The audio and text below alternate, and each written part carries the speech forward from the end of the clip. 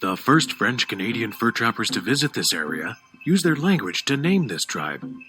Nez Perce is French for pierced nose. But the Nez Perce did not pierce their noses. Their name for themselves, Nimiipu, which means people who walk out of the mountains, is much more fitting since their traditional homeland spreads out nearly 17 million acres in 3 states, Washington, Oregon, and Idaho. The Nez Perce were semi-nomadic. Many hunted buffalo, but they also fished and gathered wild growing foods. They did not farm. Families were the strength of their villages. Elders were honored and children were raised and educated with their help. Each village was governed by a council.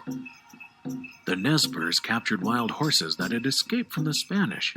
They bred these horses and perfected the Appaloosa. They were considered a wealthy and powerful people. Their early experiences with non-Indian groups of people were beneficial. They encountered traders, so to them, white men were the source of favorable items like guns, knives, and ironware. But when Lewis and Clark reached the Nez Perce homeland in 1805, the Nez Perce were wary.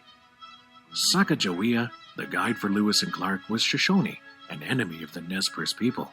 But another Nez Perce convinced her people that Lewis and Clark could be friends to them. Lewis and Clark wanted to establish peace among the tribes so that trading houses could be built and they could trade goods in safety.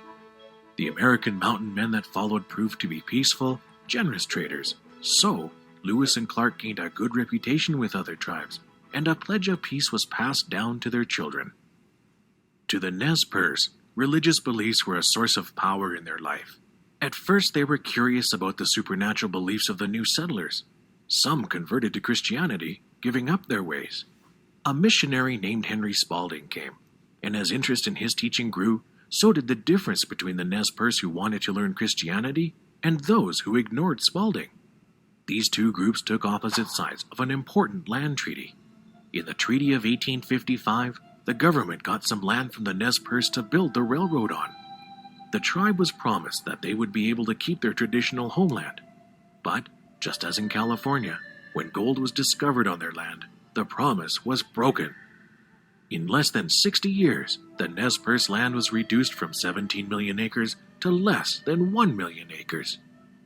To escape being forced to live on a small reservation, the famous Nez Perce leader, Chief Joseph, tried to take his band of people to Canada for protection.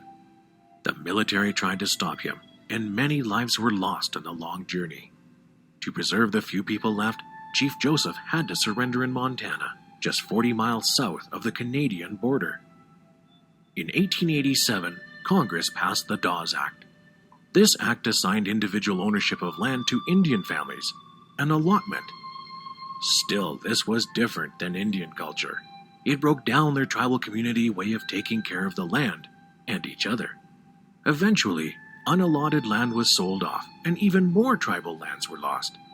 Some of these practices ended with the Indian Reorganization Act of 1934.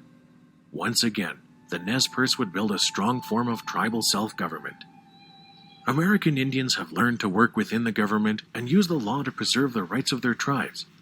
Today, the reservation lands of the Indians are recognized as their own nations, their own countries. American Indians of the West are educators, storytellers, like Nikki Sandoval and Alan Spirit-Hawk Salzar, both of the Chumash tribe.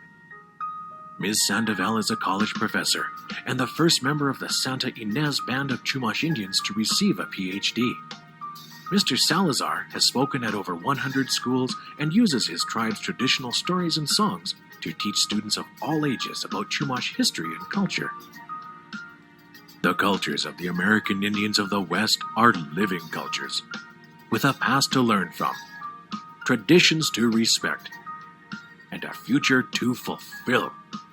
These first peoples of the West.